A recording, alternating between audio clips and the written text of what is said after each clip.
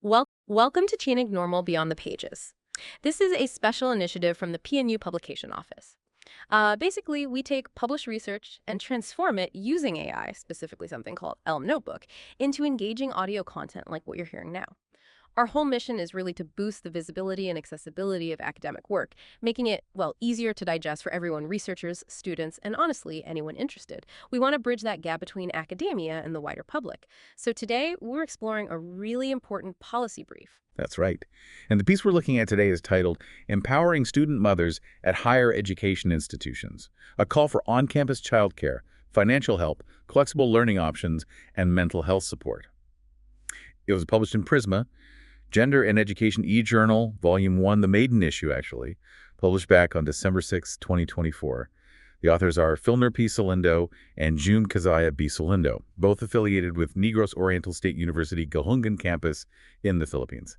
And it's immediately relevant, it tackles some critical, very real barriers faced by student mothers and proposes some concrete solutions. Okay, let's unpack this then. The brief talks about significant hurdles. What exactly are student mothers up against? It sounds like this is a global issue, but particularly felt in Philippine higher education institutions, or HEIs. It really is. We're talking about major obstacles that often prevent these incredibly determined women from starting or even finishing their degrees. The abstract itself flags several core problems. Like what specifically? What are the biggest ones? Well, the big ones highlighted are a lack of affordable childcare, serious financial challenges, academic schedules that are just too rigid, and really high levels of stress. And the consequence is that many just can't graduate despite their determination. Exactly. It's a systemic issue within many HEIs in the Philippines, leading to talented student mothers being forced to drop out. Okay, let's dig a bit deeper into those challenges. You mentioned the stress. What does the research say about the pressures of balancing schoolwork and parenting?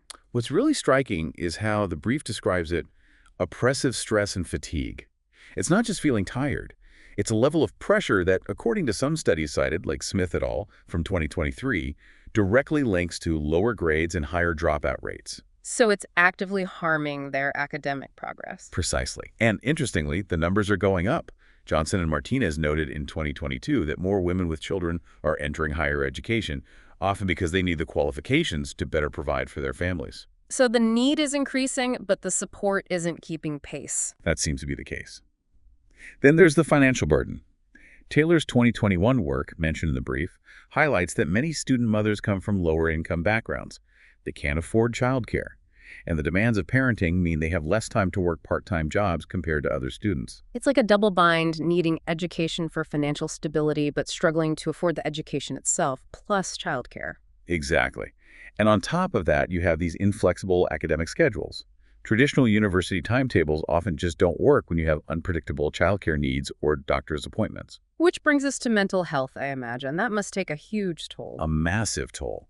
Williams and colleagues back in 2020 pointed out the extraordinary quantity of tension and anxiety that comes from juggling these dual roles. It really underscores how urgently mental health services are needed for this specific group.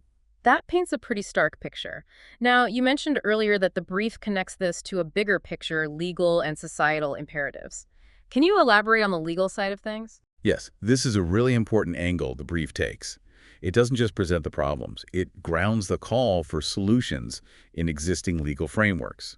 Specifically, it references the Magna Carta of women. Okay, what is that exactly? It's Republic Act known 9710 from 2009, and crucially, it's the Philippine translation of the UN Convention on the Elimination of All Forms of Discrimination Against Women, CEDAW, from 1979.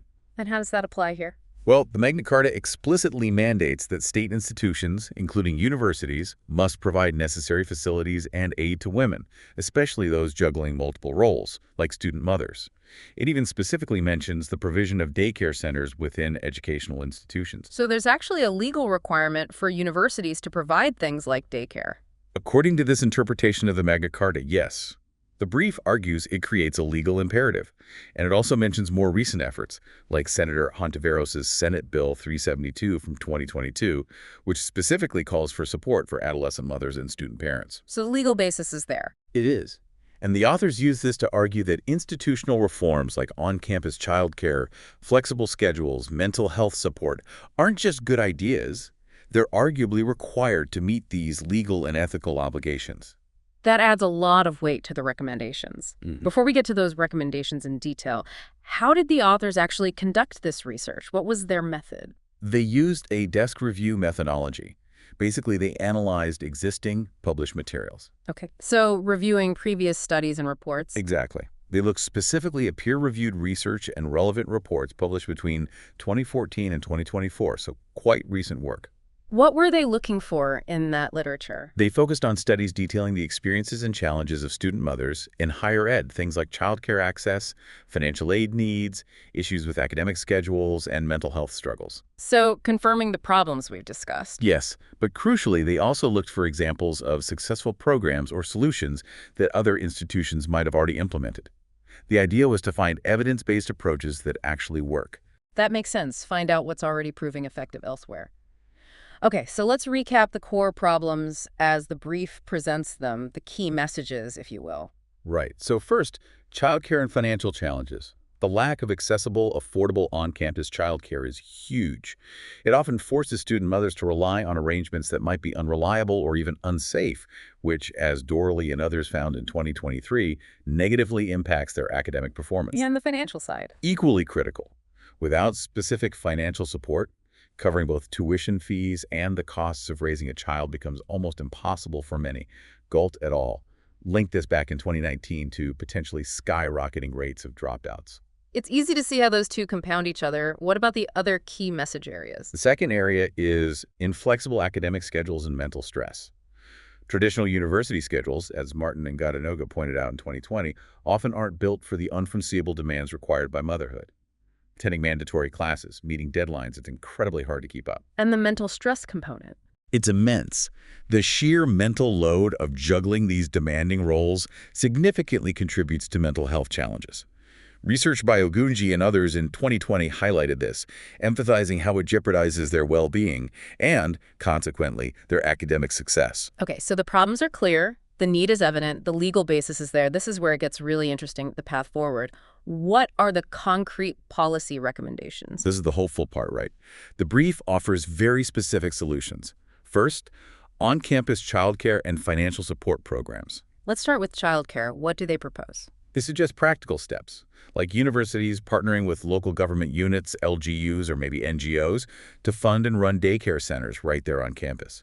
The goal is a safe, reliable, accessible place for kids. Which, as Duquesne Watson noted back in 2007, allows mothers to actually attend classes and focus without that constant worry. Exactly, and they provide a powerful example. Well, really, which one? The University of the Philippines, Diliman's Kalinga Daycare Center, the KDCC. Tongson wrote about it in 2021.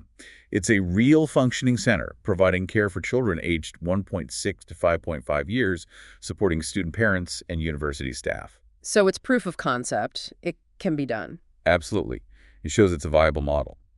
Then, for financial support, the recommendation is to develop specific scholarships and bursary packages designed for student mothers. To cover more than just tuition. Yes, to help with childcare costs, school supplies, even healthcare needs. The idea, supported by research like Galt's and data from NCES in 2019, is that easing this financial pressure allows them to dedicate more energy to their studies. That makes perfect sense. Okay, so that covers childcare and finances. What about making studying more flexible and addressing mental health? Equally important recommendations. The brief calls for universities to offer flexible study approaches. Think long and online courses, maybe more evening classes, part-time options. Things that create more wiggle room in their schedules. Precisely. It's about acknowledging that their time constraints are different. Research by Martin Guihulngan and also Goldrick Rab and others in 2016 shows this flexibility significantly helps them manage both education and parenting. And the final piece, mental health. Yes, a crucial recommendation is to increase counseling and mental health support.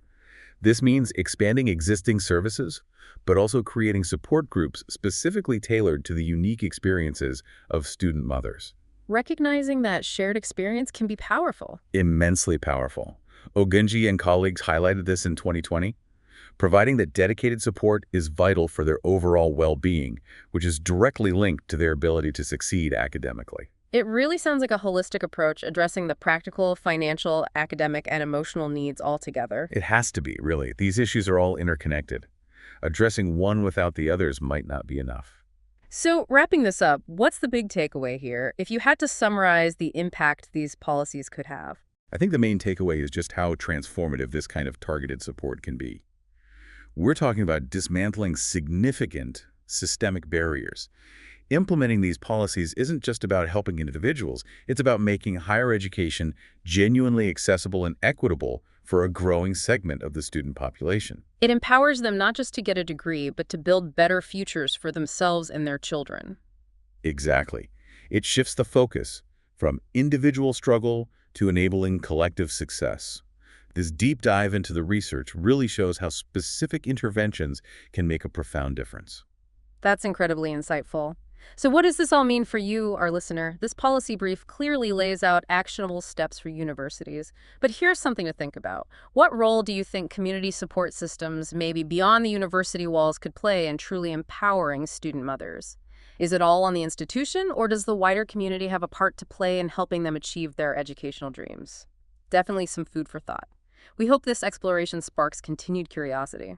And if you'd like to access the full policy brief, explore these details further yourself, you can find it via the QR code provided.